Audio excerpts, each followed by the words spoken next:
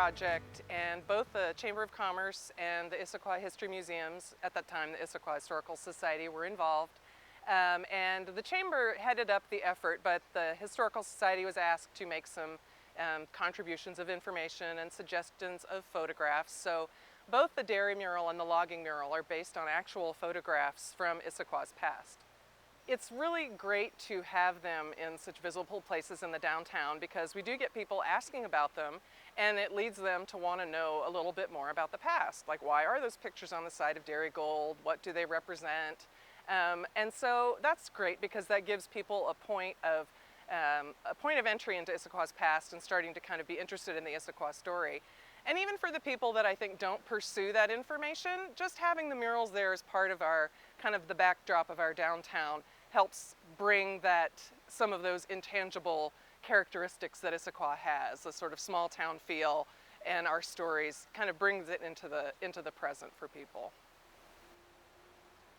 So I did some research and looked at murals that were up in Port Townsend, Port Angeles, talked to some of the artists, got a feel for the fact that it would be very expensive.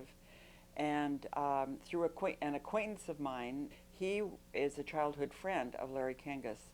And so I contacted Larry, and it was just an instant liking. He is just such a personable, such a friendly, great guy. And I think he probably was used to hearing from communities that didn't have a whole lot of money, but he was building his own career as well. He had just, left the military, and he was basically making his career at doing murals, and had finished his education at Cornish, and so he wanted exposure up in this area, which he certainly did get.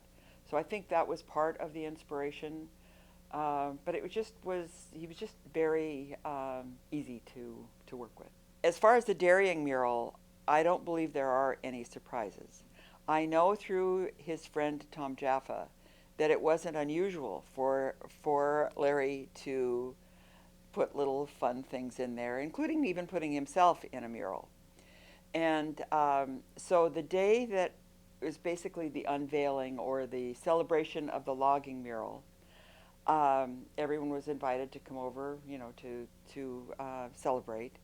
And I was horrified, literally horrified, because he thought it was just a real fun joke.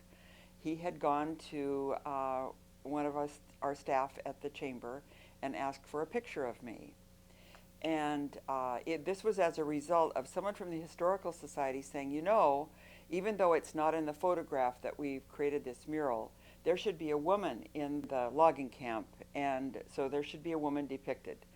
And so with that's apparently when he decided, okay, I'm going to put Suzanne in there. And I had nothing to do with it, and I was very upset about it, actually, because I didn't want it to be misinterpreted that it was self-serving for me to be in the mural. So then on the next breath, I noticed that this image was holding a rolling pin. And I thought, I can't be depicted there holding a rolling pin, looking like I'm ready to whack somebody over the head. So I said, well, the least you could do is have a different utensil in her hand. So that right in front of everybody, he painted the kettle that she's holding. So I had hoped that it would be the best kept secret. But unfortunately, in this town, there are no best kept secrets because a few people knew about it.